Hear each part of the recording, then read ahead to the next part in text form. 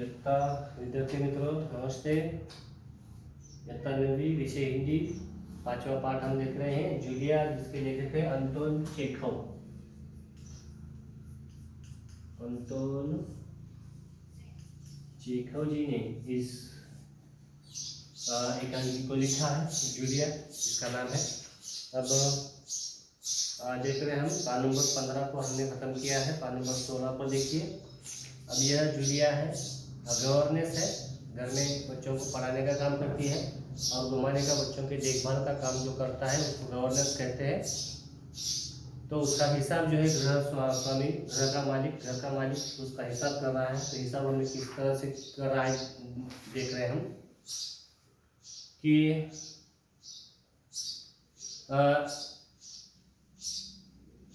Julia कहती है, पाठ नंबर 16 पर देखिए, यहाँ पर हम आए हुए थे कि मुश्किल से अपनी रुलाई रोकते हुए जी सुन रही हूँ। गृह स्वामी कहते हैं हाँ ठीक है, अब देखो भाई, तुम्हारा काम बच्चों को पढ़ाना और उनकी देखभाल करना है। तुम्हें इसी के तो पैसे मिलते हैं, तुम अपने काम में ढील दोगी तो पैसे कटेंगे या नहीं? मैं ठीक कह रहा हूँ ना? तो जूतों के 5 रूबल और कट गए। और हाँ, 10 जनवरी को मैंने तुम्हें 10 रूबल दिए थे। जूलिया लगभग रोते हुए, जी नहीं, आपने कुछ नहीं दिया। आगे नहीं कह पाती है। तो गृह स्वामी जो है, अब हमने देखा कि किस तरह से उसके दिन काट रहा है। पहले तो 2 महीने और 5 दिन ऊपर हो गए थे और वो मानने को तैयार नहीं। गृह स्वामी कह रहा, घर का मालिक कहता है कि नहीं 2 ही महीने हो गए। अब उसमें 19 दिन जो है उसने कम किए। हाँ, कि 9 इतवार थे, फिर 3 दिन उसने और छुट्टी ली थी। फिर उसका जो बच्चा एक दिन बीमार था। हाँ, तो इस तरह से उसने क्या क्या कारण बता करके 19 दिन जो है 60 दिन में से भी कम कर दिए।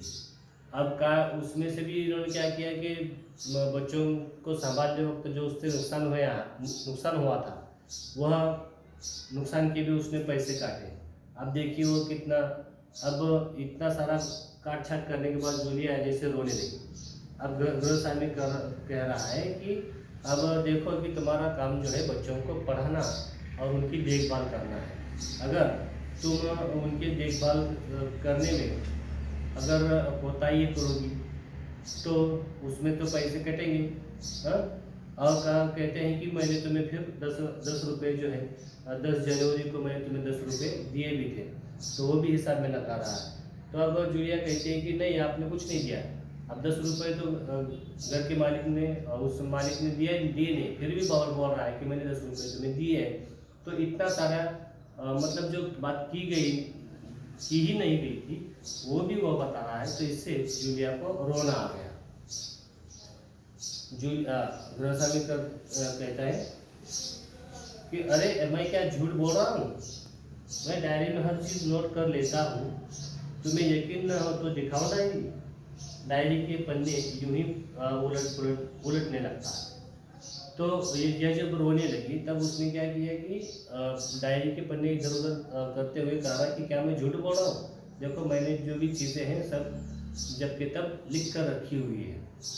तो यह देखिए कि यह ग्राहक जो नौकर जो है, नौकरों को मूर्ख बनाने के लिए मालिक लोग किस तरह की तकनीक का इस्तेमाल करते हैं, किस तरह की भाषा का प्रयोग करते हैं, वो हमें यहाँ पर बताया गया है। इसलिए नौकर को चाहिए कि हम अपना हिसाब अपने पास अच्छी तरीके से लिख कर रखें, तभी हम मालिक को जवाब दे सकते हैं, वरना हमारे साथ अन्याय जो है हो सकता है। हमारे साथ ऐसे ही हिसाब देने वाले मालिक लोग की यह स्टाइल होती है कि वो लोग दिखाते हैं कि हमारे पास सब लिखा हुआ है, लेकिन उनके पास कुछ लिखा हुआ नहीं होता है।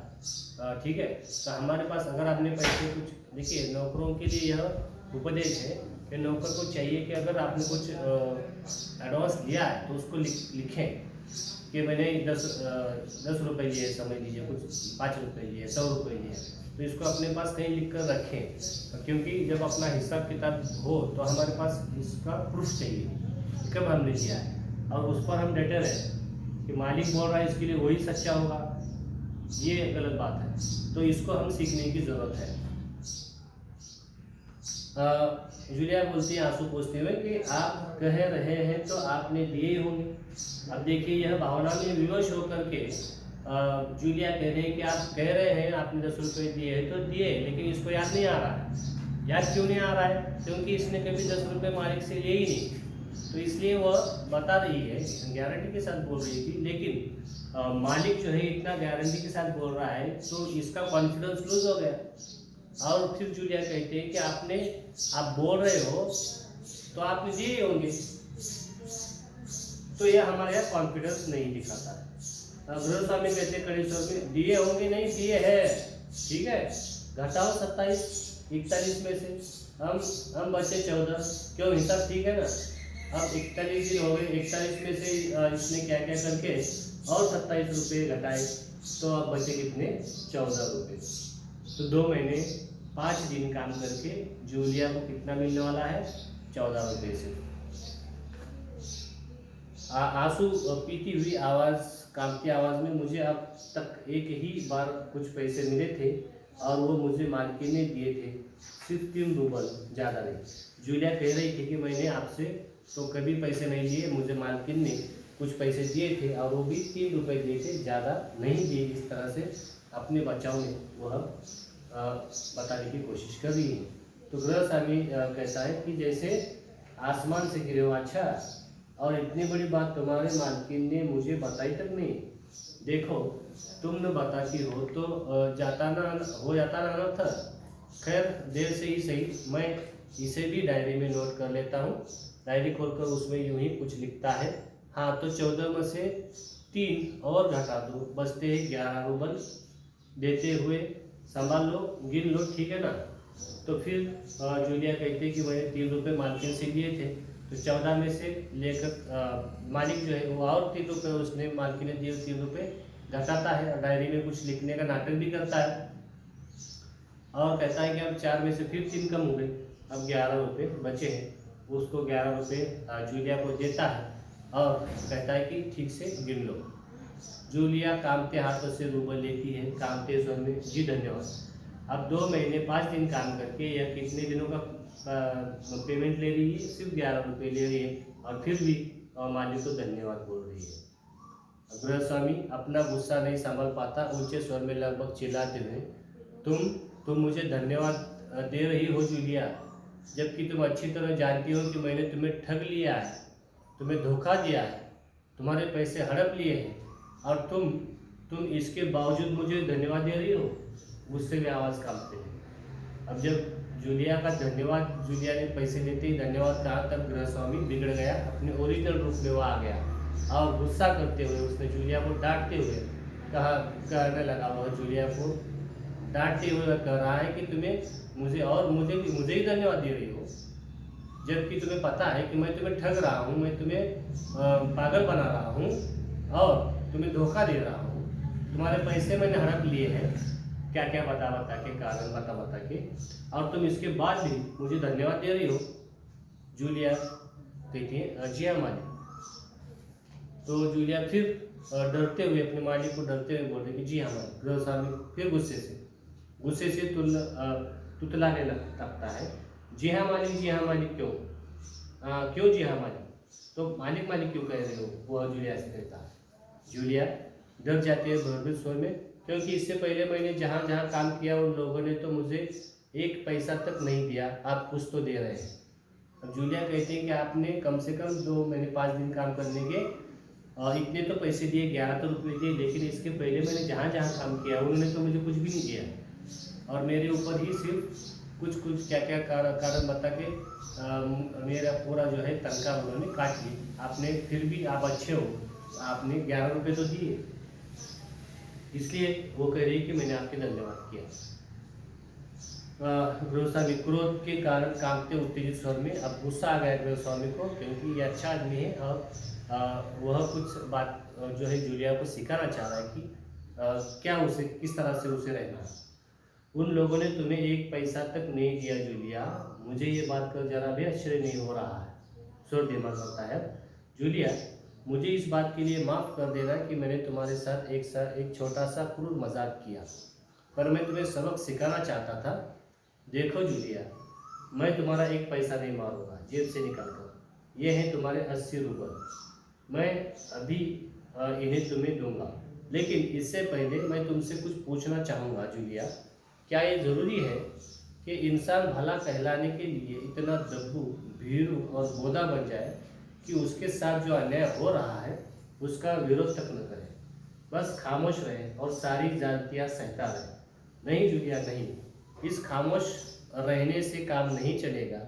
अपने को बचाए रखने के लिए तुम्हें इस कठोर, क्रूर, निर्मम और हृदयहीन संसार से लड़ना होगा।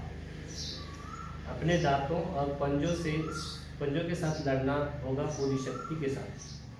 बस भूलो जूलिया, इस संसार में दब्बू और रीढ़ रहित लोगों के लिए कोई स्थान नहीं है, कोई स्थान नहीं है। तो यहाँ पर गृहस्वामी उत्तेजित होकर गुस्से में आकर जूलिया को समझाने की कोशिश कर रहे हैं कि तुम्हें इस तरह से अपना जुबान बंद रख करके सहने की कुछ ज़रूरत नहीं है, क्योंकि अगर तुम इस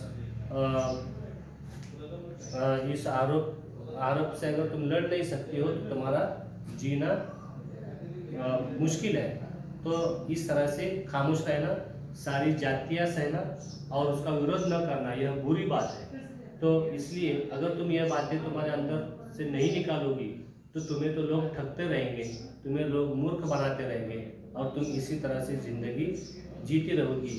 तो तुम्हें चाहिए कि अपने दांतों और पंजे के साथ लड़ना चाहिए और लोगों की बातों का जो है हमें जवाब देना चाहिए। तो यह बताने की कोशिश गृहस्वामी ने दी और उसके जो पैसे बनते थे उसको 80 रुपये निकाल कर भी दिए और पैसे देते ही उसको ठीक से हिसाब रखना भी यह गृहस्वामी ने उसे सिखाया। तो इस तरह से हमने देखा कि जूलिया किस तरह से उसका पहले स्वभाव था और गृहस्वामी ने उसको किस तरह से नई सीख जो है हिसाब के बारे में और ज़िंदगी जीने के बारे में उसको जो भी सीख गृह के मालिक ने दी है, तो यह हमने इस एकांकी के माध्यम से समझने की कोशिश की है। तो ठीक है, यहाँ पर यह पाठ हमारा ख़त्म होता है। अब शब्द संसार और इस पर दिया हुआ स्वाध्याय पर जो है अगले वीडियो में चर्चा करेंगे। तब तक के लिए धन्यवाद।